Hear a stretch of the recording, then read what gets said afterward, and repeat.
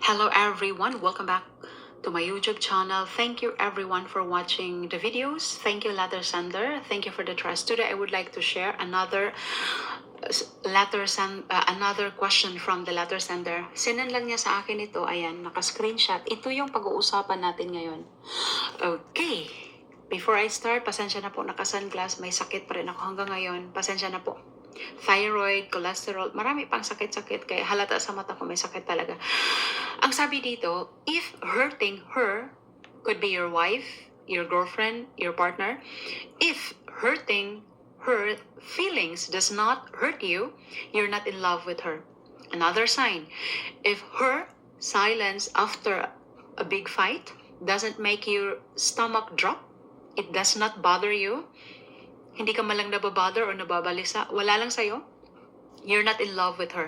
If seeing her cry does not make your chest feel tight, hindi sumisikip ang dibdib mo, parang hindi ka malang nakukonsensya na balisa, baliwala sa'yo, it means you're not in love with her. So ito po yung mga signs. Okay. Love is a very positive word, a positive feeling. Alam natin yun. Pero kapag minalas ka minsan at hindi ka wise, binigay mo lahat, ay talagang negative side of love ang makukuha mo. Ang saklap, masakit. No one is immune to that. Kahit anong ganda mo pa, nasa sayo na lahat. Kasi yung pag nasaktan ka talaga, wala sa ganda yan, wala sa gwapo. Okay.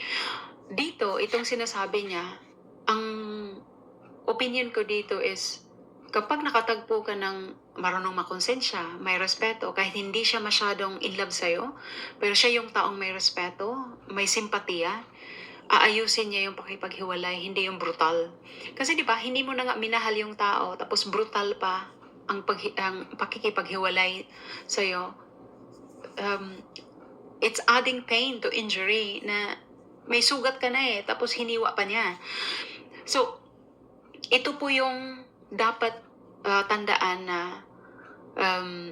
magtira ka talaga sa sarili mo and always anticipate the unpredictable. Kasi hindi mo alam ang panahon.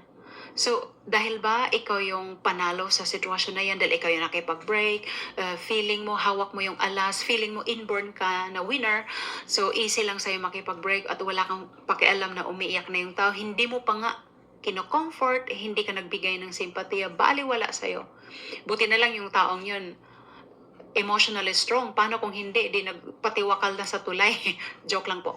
So, isipin na lang natin na swerte mo kung nakatagbo ka ng isang taong marunong makonsensya, may respeto kahit hindi in love sa'yo at inayos yung pakipag-break. Paano kung nakatagbo ka ng salbahe? Sorry for the word.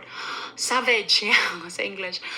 Tapos wala siyang pakialam dahil may pagka-narcissist, self-centered, selfish. Wala siyang pake. Kasi para sa kanya, hurting you more will make you forget me. May ganong klaseng lalaki. So, ingat-ingat talaga.